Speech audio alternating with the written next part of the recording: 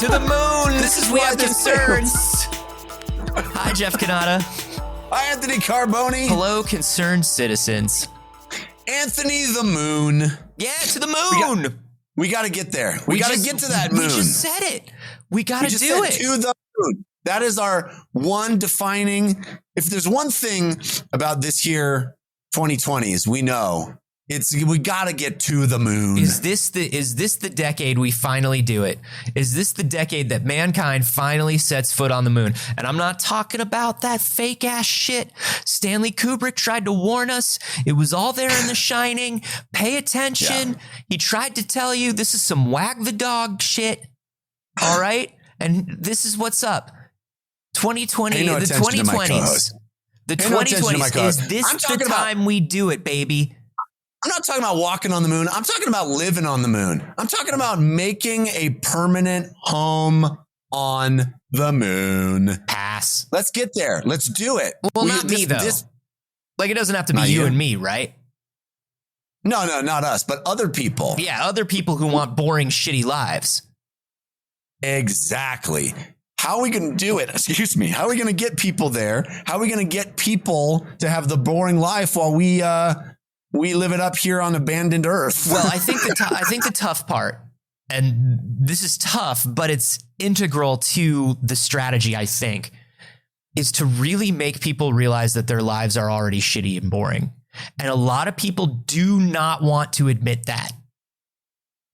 It's becoming more self-evident. It's becoming more self-evident, but people are really people are willing to admit most of us have boring, shitty lives. People are willing to admit the economy is terrible and there's so many of us have to lead boring, shitty lives. But a lot of people want to be but not mine. But not mine. But listen. I think we just did that. Most of us. That's what we just did. Yeah. I mean, listen, my life is boring and shitty. I just don't want to live on the moon because it's also trying to kill me. Yeah. That's the thing. But I think if we can convince people to admit that their lives are terrible and they might as well be up on the moon living a terrible life. Yes. What's the difference? Hey, what's the difference? Would you just go to the moon real quick and lead a terrible life? Because we need somebody to be up on the moon. We need a lot of people up on the moon because there's too many people up in here. Yeah, but if we put a lot of people on the moon and they all jump at once, then the moon comes crashing down, Jeff. Well, we explicitly prohibit jumping. Yeah, it's a shitty life up on the moon. You can't even jump. No trampolines. Jumping. And let me tell you something. The first thing you want to do when you get to the moon is jump because you jump higher. That's right. It's the most fun thing to do on the moon is to jump. The best fucking part of the moon. Yeah. So the two things we got to do to let people know, to get people to live on the moon. Number one, convince them their lives are boring and shitty. Number two, downplay the no jumping. We put that in the... Don't tell them about that. No. But we don't allow any crisscross to be played up there. Because crisscross will make you... Yeah, none of that. None of that. Jump. And it's all of it's got to be in the fine print. Exactly. It's called the crisscross clause. That's right. And it was a very famous Christmas children's movie when I was a kid. The crisscross clause. Yeah, and it was a dad who was too busy to go to baseball games. And he looks exactly like Santa, but Santa is wanted for a murder that he didn't commit. And they got a one-armed man. They got to switch places. Anyway, I don't have time to get into it. It's on TNT 3 times at Christmas if you want to watch it. But this is the thing. We gotta be listen, your life is boring. Live a life on the moon. No jumping. No jumping. No jumping. And people are like, what? Here's another thing. No, just live on the moon. No jumping. Yeah. Well, here's another reason that the jumping is bad, Anthony. And this is what our story is kind of getting to today. This is a story, by the way, posted on the Discord by our friend Cahoots, Jeff Engelstein. That's right. Cahoots up in here. Wow.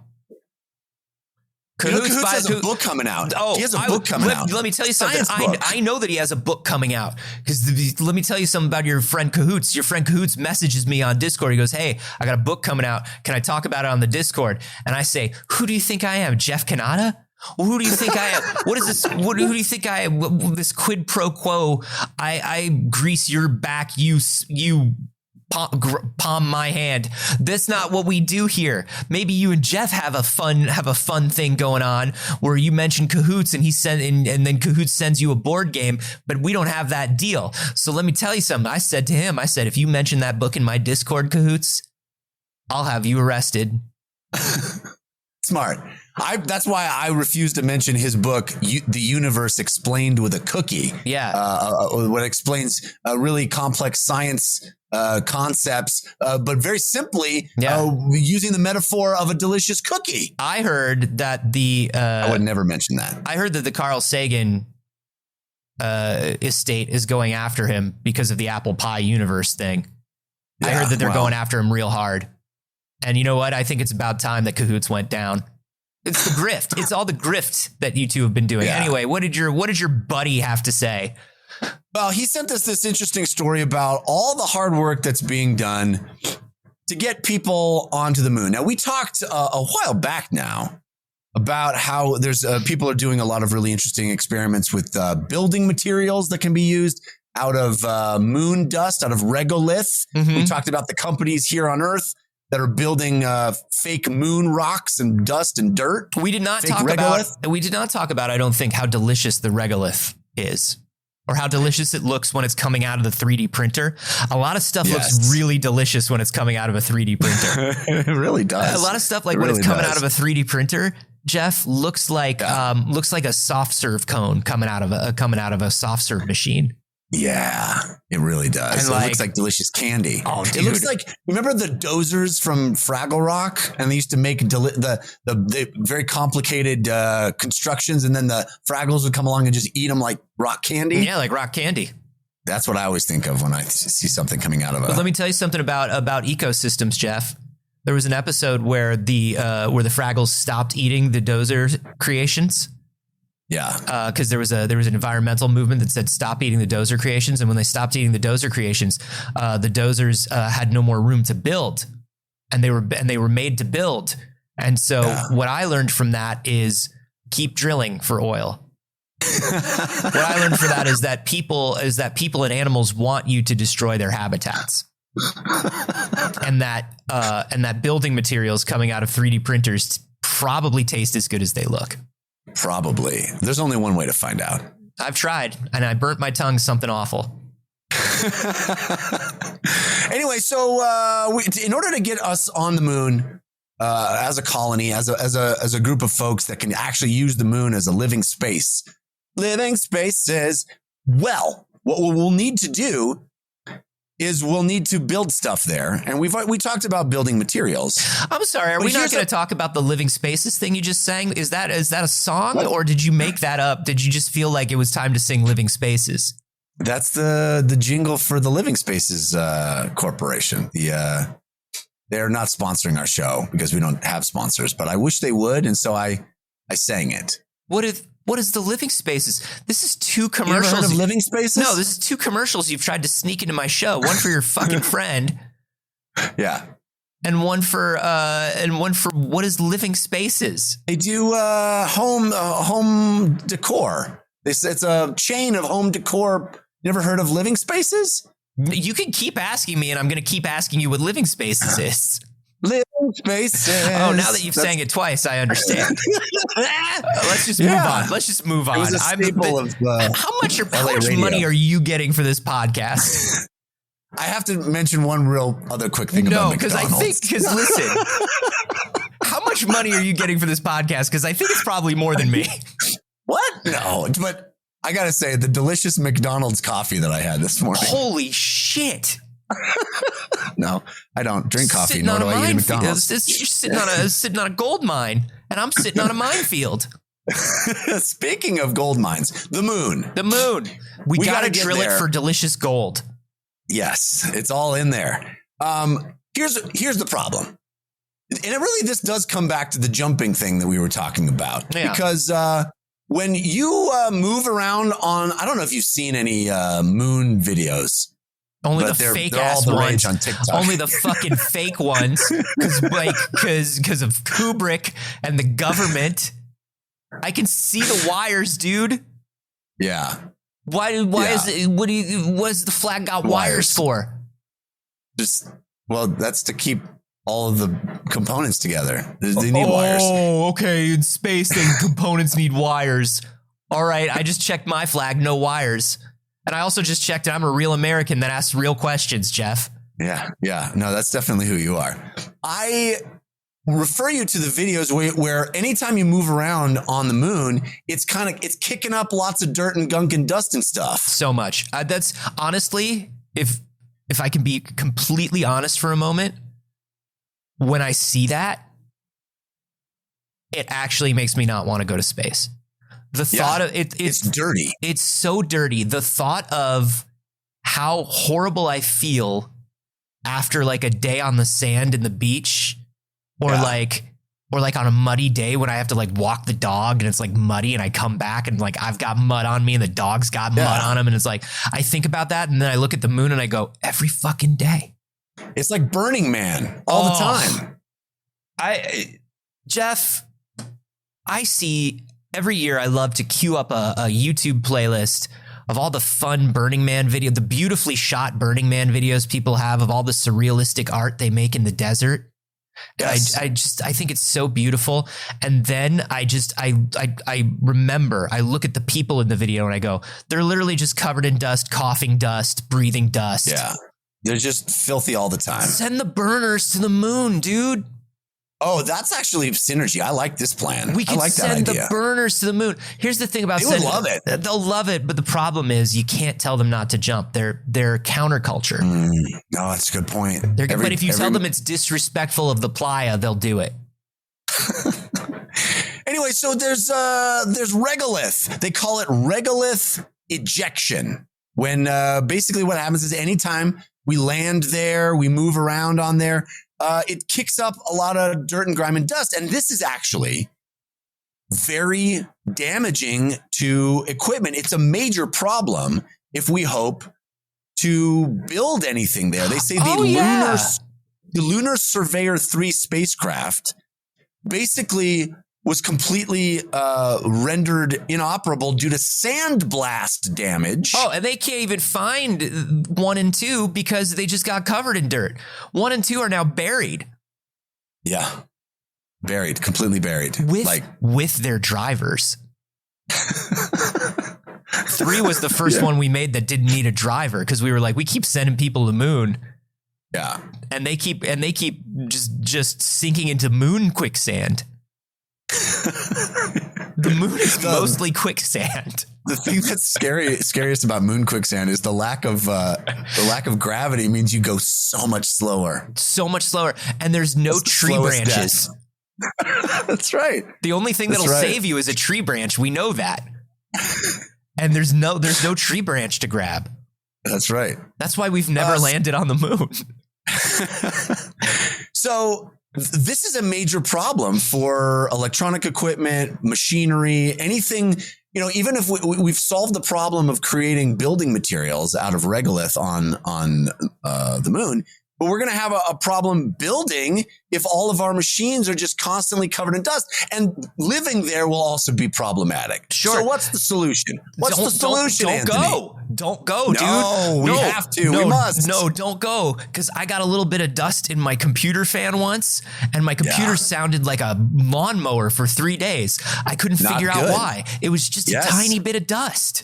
Literally yesterday, my wife calls me into the kitchen and she says, Jeff, she just said Jeff over and over and over again. And I said, honey, are you tasting pennies? She says, listen to the refrigerator. And the refrigerator was like, Jeff. Jeff, it says Jeff. The refrigerator. That's when I knew my wife needed to be committed. No, she says, listen to the refrigerator. And the refrigerator, I kid you not, Anthony, was going like this. The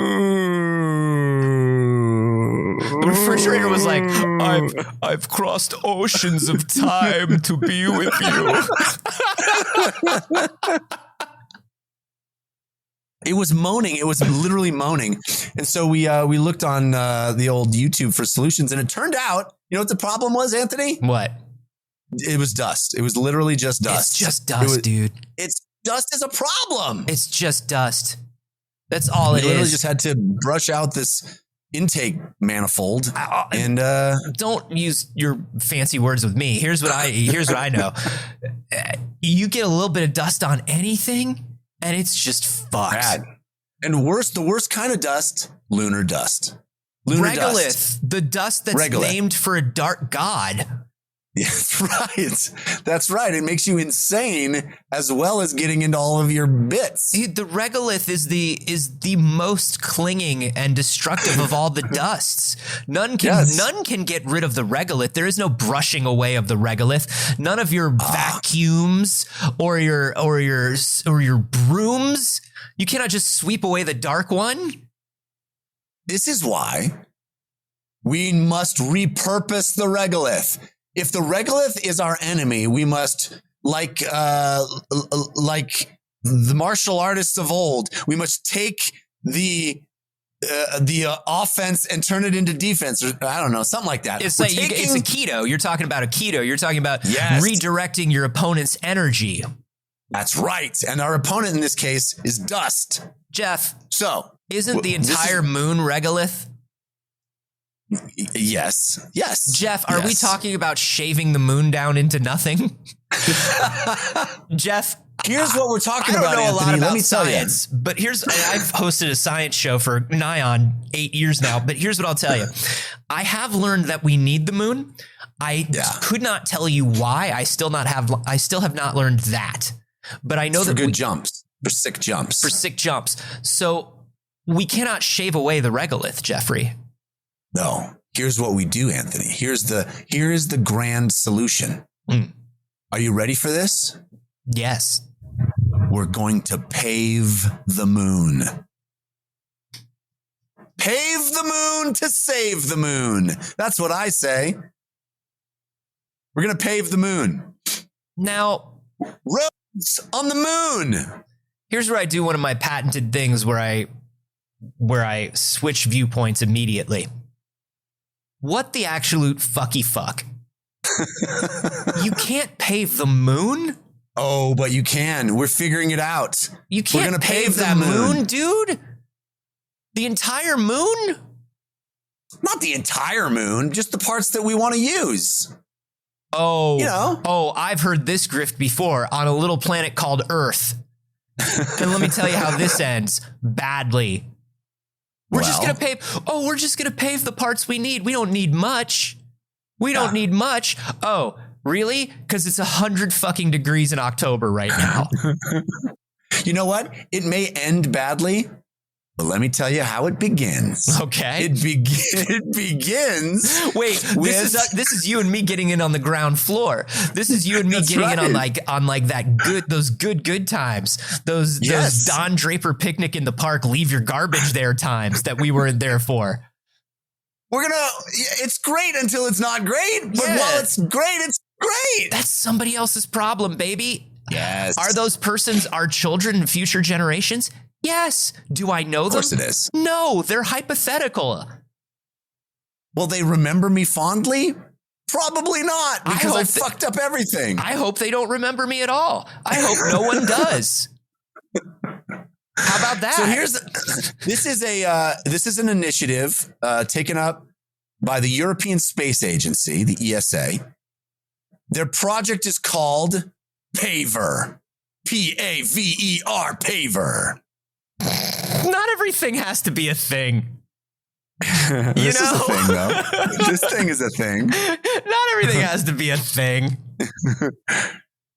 They have conducted experiments here on Earth, old terra firma, and they have found a way to create roads using lunar regolith. What does the paver stand for? You can't just do that and then not say what the paver stands for. It doesn't say it in this, and I was looking for it so much. I really want to say it. Doesn't say it in their paper. I'm on their report that they put on nature.com. This is from the ESA. It's the list of contributors to this is very long, and none of them takes a minute to tell you what paver stands for, which is very frustrating. That's so fucked up. Yeah. This is the problem with academic papers. Oh my God, it's an agency, and holy shit, dude. Holy shit, I'm on the European Space Agency site for paver. Yeah. And it doesn't say what paver means. Right? Yeah, that's very frustrating. And also it's in that old ass Mac font. It's in like Chicago. It looks like an iPod. This is like SHIELD, right? Everybody talks about SHIELD and Strategic Homeland Intelligence, espionage, leadership division. I don't know. That's what I want to say. Love ducks. Nick Fury love a duck. Nick Fury love a duck. So Paver, what are they going to do? How are they going to do it?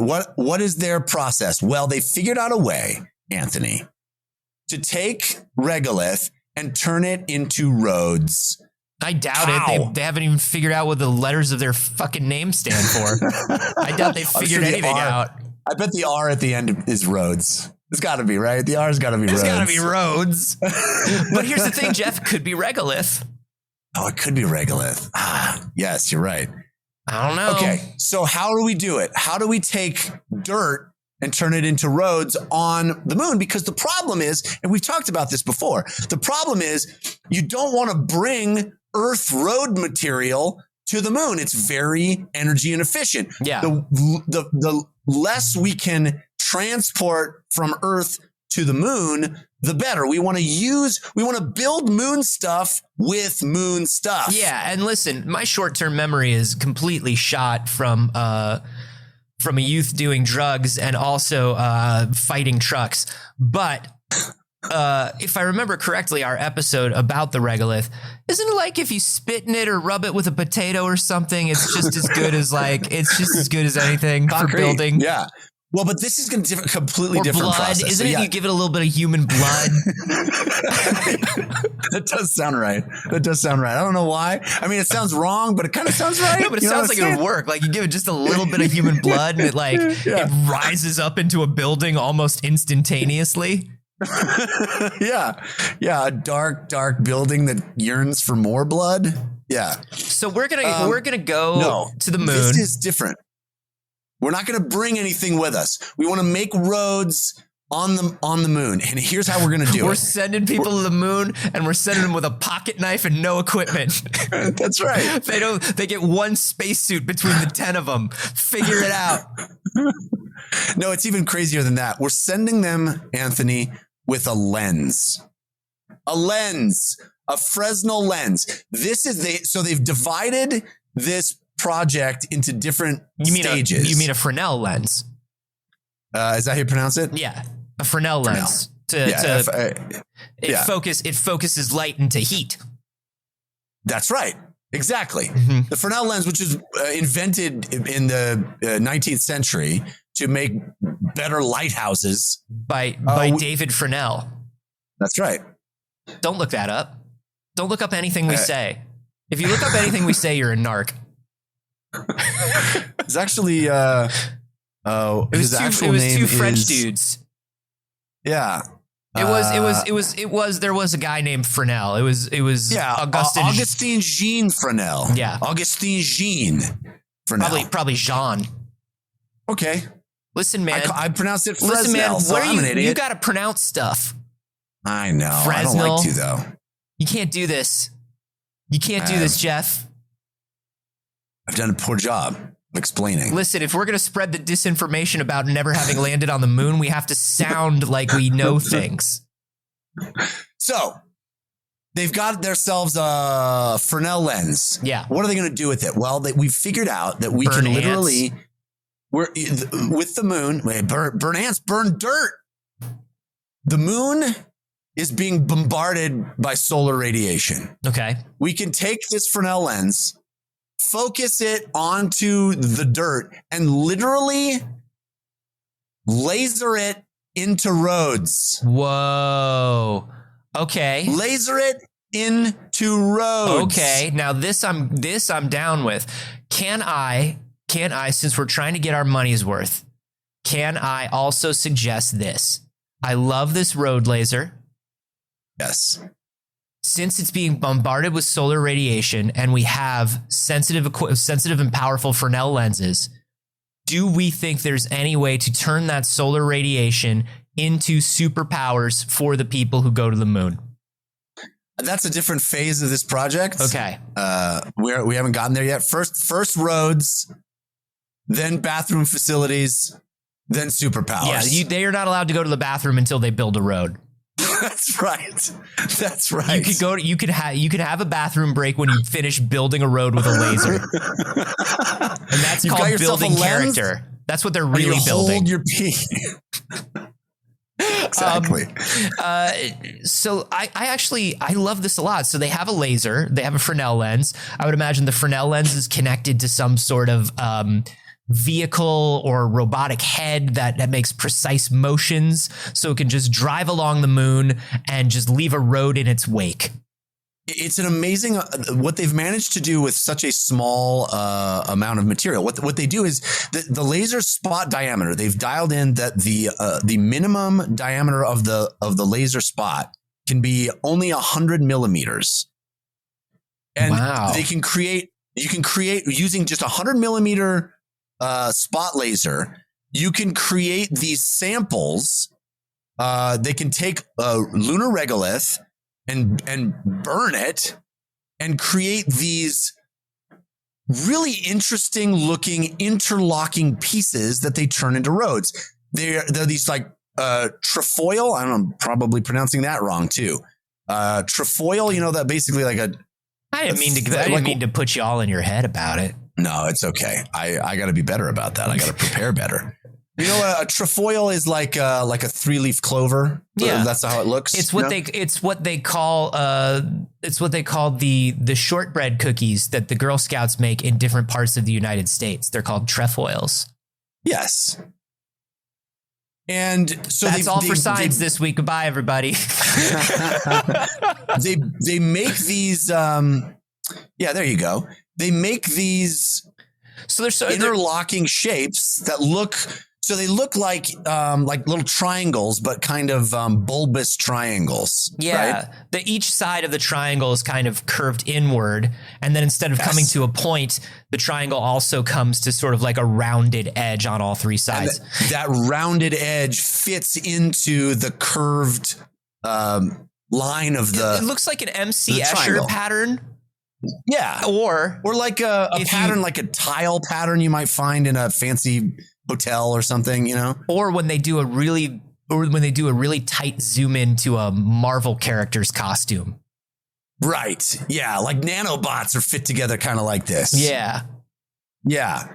Yeah. Like in Spider-Man 2, if you get really, you got that sick, the sick ray tracing going on. That's when you turn on the ray tracing. Yeah.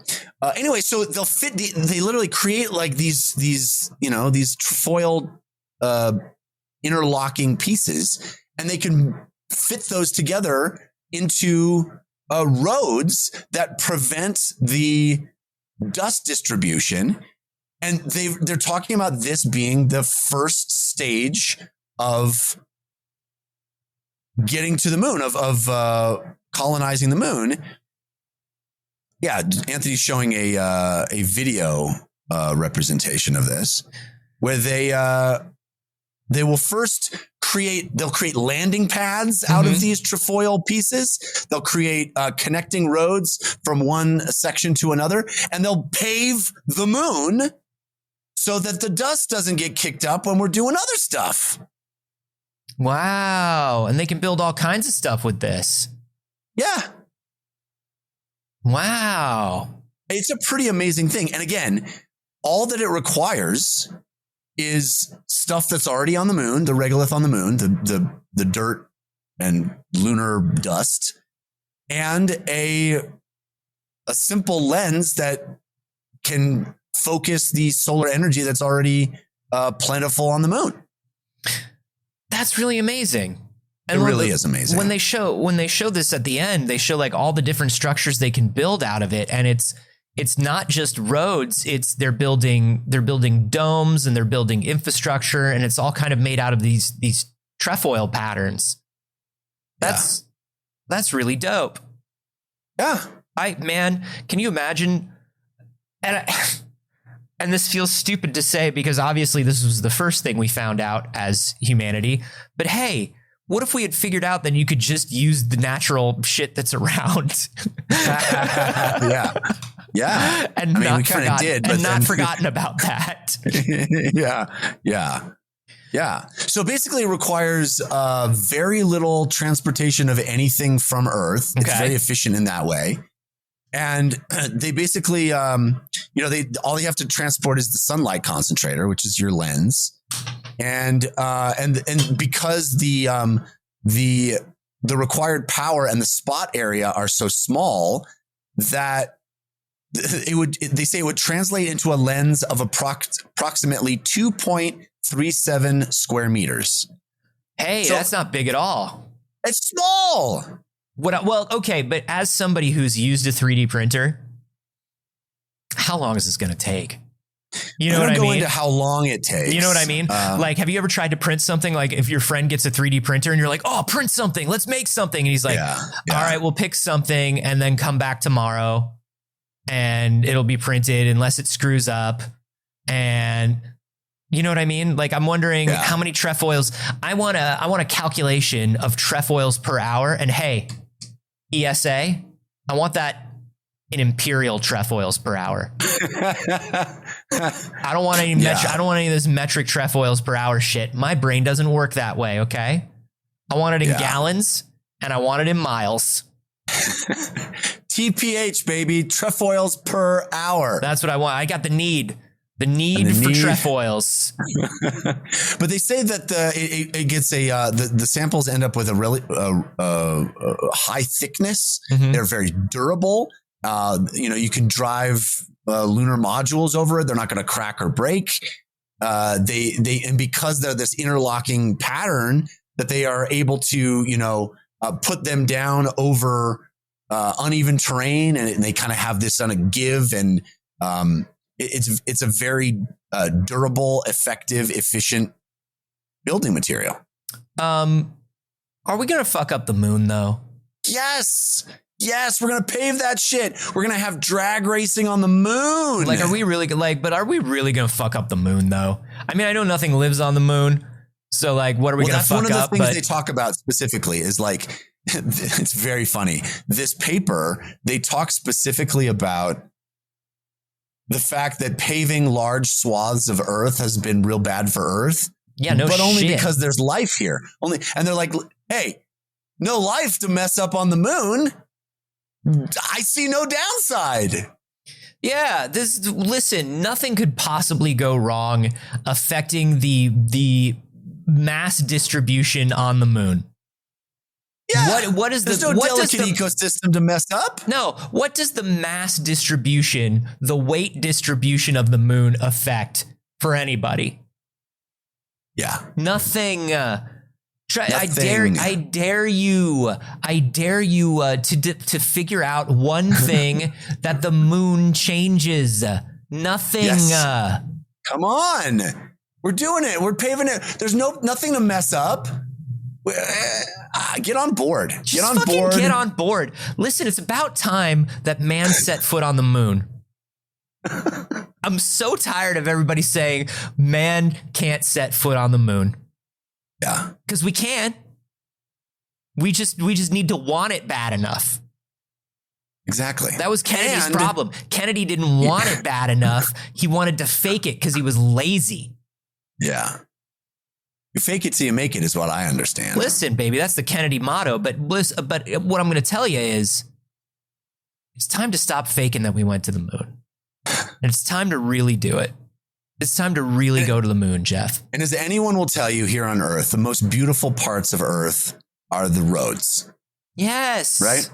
Everybody knows that. There's nothing I love more here in Los Angeles, California, City of Angels, than to open up my window and look outside at my beautiful view of 18 lanes of traffic. I like to look down on upon the traffic like Belle in Beauty and the Beast and just cough out a bonjour as I breathe in all of the fucking garbage that's going into my lungs. And that garbage, it's called dreams, and they come true here in LA. All right? Exactly. And that cough, it's the cough of success. So here's the roadmap. Pun very much intended. So this technology will pave the way. Still punning. Oh, I love Paver. They got jokes. Yeah. For the first phase of lunar infrastructure. The first phase is called survivability. Survivability is phase 1. Sure. We got to pave that shit. Yeah. Pave the moon so that we're not kicking up dust and causing problems. No, man can't survive anywhere that isn't paved. We know this. We know that step 1 to nature and man living in harmony with nature is paving. Yes. Step 2 is a Lunabar sponsorship and flagship store on the moon. Jeff was reading ahead. Lunabar. So delicious. And it makes it. Wait a minute. You motherfucker. I just wanted to toss that in. So, okay. We pave it first. Your steps. Yes. Here are your steps. Phase 1, survivability. Lunar infrastructure based development. Yes. And then here are your phases of lunar exploration. Phase 1, robotic lunar exploration. Mm-hmm. Phase 2, survival. Yeah. Phase 3, sustainability. Wait. Survivability is number 1 and then number 2B? Survivability is different than survival. Survivability means you can exist at all. Oh, okay. Survivability means, hey, we're just laying the groundwork to survive. And then step 2 is survive that shit. Step 3, after robotic lunar exploration, is putting people there. Yeah. And we gave you live. Everything you need to survive. Now do it. We gave you roads, robots. Yeah. What else do you need? Mission control. I'm looking around. I'm not seeing food. No. That's the next phase, by the way. We paved sustainability. Yeah. Sustainability comes after survival. Drive to the 7-Eleven. We gave you a road. We gave you the road. So yeah, robotic lunar exploration, survival, sustainability after survival. Can you live here? Yes. But there's garbage everywhere. Okay, well, we got to make this sustainable then. Now, I love that can you survive there? Yes. Can you sustainably survive there? No, I'm miserable and dying. Okay. All right. Well, we're one of 3 steps that we wanted. We're a third of the way there. The final phase, Anthony? Yeah. Operational phase. Can you do stuff for us? Yeah. All right. Can we put you to work on the moon? Can you live? Yes, ish. Can you sustain life? I'm getting there. All right. Can you fucking file the TPS reports? Yeah. Please. You've been on the moon for 3 days now. Are you going to do anything? All you've been doing is jumping, and we've seen it, and you know you're not allowed. So much jumping. We know you're not allowed. Specifically crisscrossed that off of your contract. Here's my thing about the exploration phase. Yeah. I feel like we've done that with the moon. I feel like, look, yeah, I mean, is there other moon stuff to see? I don't know. Like maybe, like, I guess we got to check, like, as long as we're up there, it's our job to check. But like, I don't know, man. I feel like we found what there is to find on the moon. It's dust and that one flag with too many wires in it. But look at all the fun things we've been able to figure out to do with the dust. Yeah, that's cool. But like, by exploration phase, do they mean like explorational play? Do they mean like now build things out of trefoils? Because as far as exploring the moon, as far as exploring the moon, dude, it's rocks. You can kick as many rocks as you want up there, but like, there's just gonna be more rocks.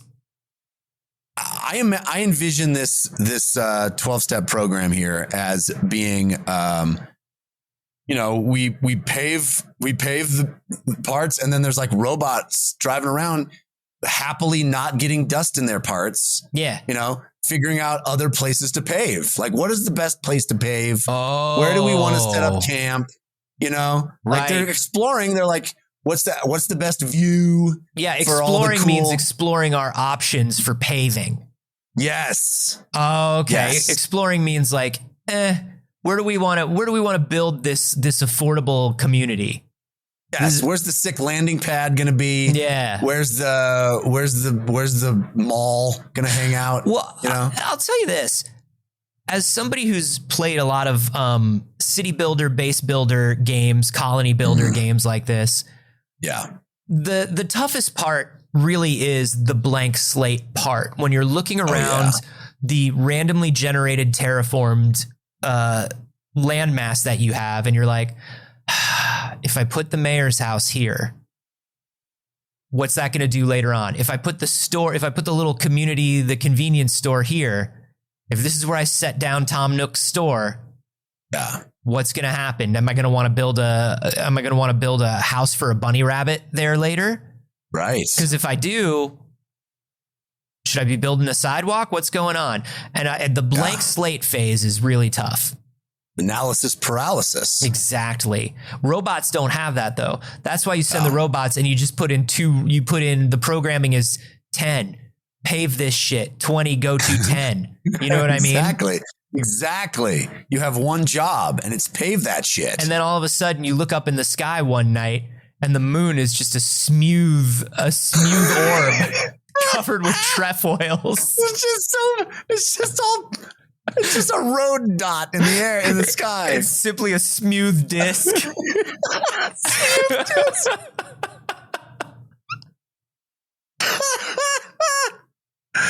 Oh man, that's beautiful. It's a beautiful vision of the future. Think of how bright our nights will be when the moon is a smooth, reflective surface. It's just like, you know how like in commercials they'll water down the roads to make it look so cool. Yeah, you know, the roads will be all reflective and awesome. Yeah. We're gonna That'll be the moon all the time. Listen, every time you look up at the moon, you see those garbage craters that do nothing. What a waste of time. I want the moon to be smooth. To be smooth. I want it to be like I'm looking at a Marvel character's shoulder. I want it to just look like just like a Marvel character's shoulder. If you zoom in close enough, you'll see a tiny trefoils. That's right. I want it to look like a carbon fiber. Yes. A smooth moon. That's all I want. Can we get the moon to be smooth? That's all I want. Send the robots to smooth the moon. And then I love this plan. This is a great plan. This is a great plan, actually. I love the idea of using lasers to smooth the moon. There you go. But okay, paver is obviously look, it's in the name. Their whole job is figuring out how to pave. Their thing is not okay, well then what do we do with the moon? That's their job is a different department. That's a totally different department. But I got a question. What do we do with the moon, man? I don't know, man. I'm just up here paving it. Why do we want to live there so bad? It seems like it'll suck. Yeah, it's gonna suck. It's gonna be a horrible life. Yeah. There's nothing of worth up there. What do we, if we drill into it too much, or change the mass of it too much, we fuck with our oceans and our tides and our entire environment. Why do we want to be on the moon so bad? What are we going to do with the moon? Well, because it'll allow us to get closer to other places we don't want to be. You know, it's we'll use it as a launching point to get farther off into the orange hellscape. That is Mars. The DMV is 15 minutes from the impound lot. Exactly. Sure, you don't want to be here, but it's closer to other places you don't want to be. That are worse. That you want to be even less. Exactly. How are you supposed to get to those horrible places if you're not going to stop off here in this horrible place first? So, I mean, I get this. So the idea here is we build infrastructure and then we eventually, But here's the thing: when we're talking about like relaunching spacecraft from the moon, right? That's what we want to do. We want to be able to launch spacecraft from the moon because it takes way less energy, it takes way less materials. But the thing is, and I can't get around this, Jeff, and I hate to be the one to drive this home. You still have to bring materials to the moon to build new things with, which means we're still which means more inefficient launches to the moon than we're currently doing. It would mean way more moon launches. And we currently don't even have a rocket that works more than once. Sure. But now the moon is paved. So, I mean, that's step one, baby. Yeah. You're jumping ahead to all the other problems. Once again, I don't know if you saw our name, which looks like an initialism, but stands for nothing. We're Paver. Yeah. That's our job. Somebody gave the European Space Agency, the European Union handed us a check and said, figure out how to pave the moon. We don't ask why. And we don't ask for what. That's right. We did our part. The way we figured it is that there are a bunch of other space organizations, some of them very clandestine and cool, and they've got amazing technology that we don't even know about. Our job was just to figure out how to pave the road. Our idea, we were doing this whole thing thinking that once every department reveals what they've been working on, we will see the grand plan. Is it literally just us figuring out how to pave the moon? It might be. It very well might be. But we're not going to think about that. Okay. You know? Like, I'd like to think that it's part of a larger plan, though. Like, I come to work every day and it's like, we got to pave the moon. It's like, all right, well, here's how we pave the moon. But like, there's a reason, right? We chunk it. You chunk it into doable chunks. The first thing, pave the moon. Right. Was it a good idea? That's a tomorrow question, you know? We're chunking it. Yeah. You don't ask we're in your the middle plumber. We're in the middle of a sprint. That's right. You don't ask the plumber to fix your car, you know? No, Stay in your lane, but buddy. I'm also not bringing the car to the bathroom. Exactly. Are we is somebody bringing the car to the bathroom? I've lost the thread of our metaphor. I don't even know what we're doing here except for paving the moon. We're paving the moon. And if there's more moon left to be paved, our job isn't done. Our job isn't done until the moon is smooth. If there's one child who stands on Earth and looks to the skies and sees one single remaining crater, then we are not done. I would hate to see the look on a child's face when they realize that they can't wear their sunglasses at night. Yeah, exactly. We want the moon to be so reflective. So smooth. So smooth and reflective that a child goes out at night and squints and goes, Mommy, I can't even sleep. The moon is so smooth. We want the road disc in the sky to be constantly reflective. That's right. Maybe this is it's the blinds. It's the people it's the Venetians, the European Space Agency. It's the Venetians. It's Italy making the blinds. They're the ones that want the moon to be reflective. This is the end game, Jeff. You're saying it's big blinds. It's big blinds funding this. No wonder why we didn't see it coming. You can't see it coming. We're blind to it. I think you're right. Damn. I knew there had to be a reason that we were trying to pave the moon before we've even landed on it. I mean, I feel like we gave the people very few details here, but I still think they get it. There's a lot of cool science in this. What details do they need? What do you think they don't get, dude? Well, I don't know the amount of energy it takes. I went over all that, right? You get solar energy, dude. It's the sun goes into the lens. It's amazing. It's they created I think that you're underestimating our audience, dude. And listen, they use the trefoil because the trefoil is the strongest shape. It is nature's strongest shape.